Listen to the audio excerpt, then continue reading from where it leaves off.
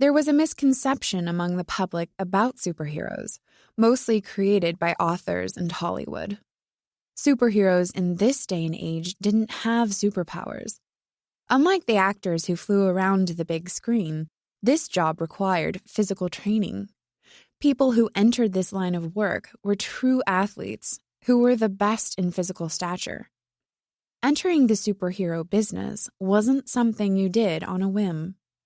Years of training and dedication were involved. There were steps you needed to follow. You started by applying for training where you gained the basic skills of being a superhero.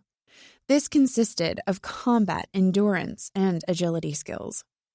After training, you started a series of tests, which determined your individual skill set.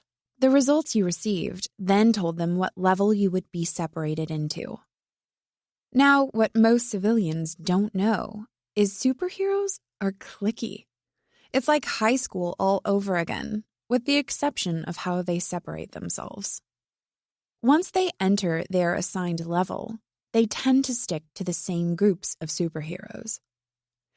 Levels were important to the whole structure, but often led to disappointment. Too many people jumped in thinking they would become a level A superhero, only to be assigned a lower-tiered level. The lowest tier was level D. That was where I was. Level D stands for a backup superhero. I was the superhero they called when a level A superhero, best of the best, or levels B and C, otherwise known as sidekicks, couldn't come. Truth be told, even though making it to level A was a dream, I wasn't one for the spotlight. Now, this isn't to say I wouldn't appreciate credit being given once in a while for a job well done, but I didn't need it in front of cameras and flashing lights. So, back to the present. On a corner in the middle of Queens, I leaned against a splintered utility pole between two tied-up robbers. This was a typical robbery story, in which some low-life individuals got caught up in unfortunate circumstances, only to think robbing a business would solve all their woes. Since I was a backup superhero, there was a high chance this story wouldn't even make the news.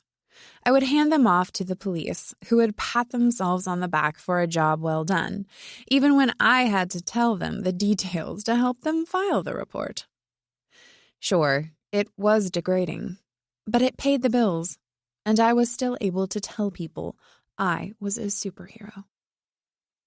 The reflection of flashing red and blue lights in a storefront window caught the corner of my eye.